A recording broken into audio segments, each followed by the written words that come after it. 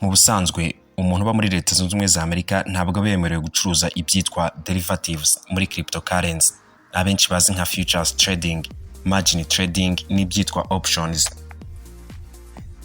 Iyo uri ikigo gicuruza crypto wenda exchange, ibi ntuba ugomba kubikora mu gihe utabyemerewe. Gusa ariko inkuru igezweho uyu munsi mu isi ya cryptocurrency ni isoko rya mbere ku isi muri isi nyine ya cryptocurrency. Binance ryarenze kuri aya mabwiriza, none ubu bakaba bari kurishinja gukora ibi bikorwa bitemewe n'amategeko.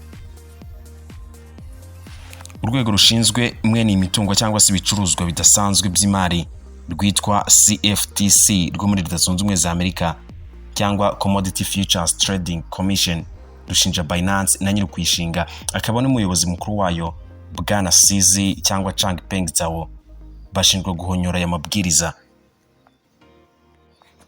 Mwibuke hari Binance ebyiri, hari isanzwe twese dukoresha ariyo Binance.com, hakaba n'indi Binance igenewe abanyamerika gusa, Binance US. Iyi Binance US n'ubundi yagenzurwaga n'amabwiriza yo muri Leta Zunze Ubumwe za Amerika atayemerera abayikoresha gukora ibyitwa futures trading, options cyangwa margin trading, byose bibarirwa mu byitwa derivatives. CFTC rwa rwego rugenzura ibi bicuruzwa bya derivatives rufata ibi bicuruzwa by'umwihariko mu isi ya crypto nk'ibintu bidafatika kandi birimo ingorane cyangwa risk ihambaye, bityo abanyamerika bakaba atari bo batezwa izo ngorane zose.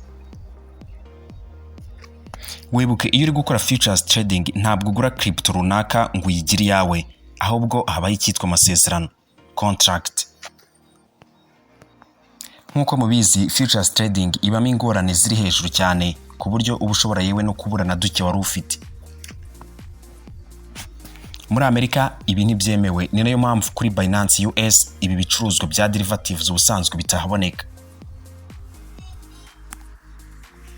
Ushobora guhita wibaza uti none Binance yo irashinjwa iki? Muri make Binance ishinjwa kwemerera bamwe mu bakiriya bayo bo muri Amerika gukoresha Binance isanzwe, Binance.com, hifashishijwe ikoranabuhanga rya VPN cyangwa Virtual Private Network. VPN ni program igufasha gukoresha internet wahisha umwirondoro wawe waho uherereye mu by'ukuri, ku buryo bishobora kugaragara ko uherereye mu Rwanda kandi mu by'ukuri uherereye muri Leta Zunze Ubumwe za Amerika. Ubwo niba bigaragara ko uherereye mu Rwanda ugasura urubuga Binance.com bizakunda byanze bikunze. Ubwo na futures trading murabizi ko tuyikoresha, ubwo no umuntu muri Leta Zunze Ubumwe za Amerika ari kuri gukoresha mudasobwa ye bigaragara nk'aherereye mu Rwanda, nawe najye gukora futures trading kuri Binance.com nawe bizakunda. Ngiki mu by'ukuri icyo Binance iri gushinjwa. By'umwihariko CZ umuyobozi mukuru wa Binance we bivugwa ko ashishikariza bamwe mu bakiriya ba Binance bo muri Leta Zunze Ubumwe za Amerika gukora ibyo bikorwa. Raporo yerekanye ko 16% by'ibyo Binance yinjiza binyuze muri ibi bicuruzwa bya derivatives bituruka ku bayikoresha bo muri Leta Zunze Ubumwe za Amerika. CZ umuyobozi mukuru wa Binance we yahise atangaza ko ibyo byose ntaho bihuriye n'ukuri kw'ibihari. Ese ibi bibaye ari ukuri byateze izihe ngaruka? Kugeza ubu Binance ni umwere kuri ibi byose, gusa ariko hagize ibihama bishobora kwiviramo gucibwa amande ahanitse no gukumirwa ku masoko amwe namwe yo muri Leta Zunze Ubumwe za Amerika mu buryo bumwe cyangwa ubundi.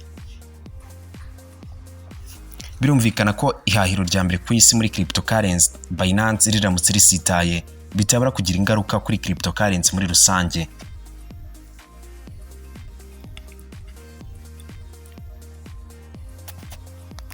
Niba wakunze iyi video wayiha like, ubundi ugakora subscribe, ugakora no kunzogera niba utarabikora kugira ngo dukomeze kugendera mu isi ya cryptocurrency hamwe n'ibigezweho.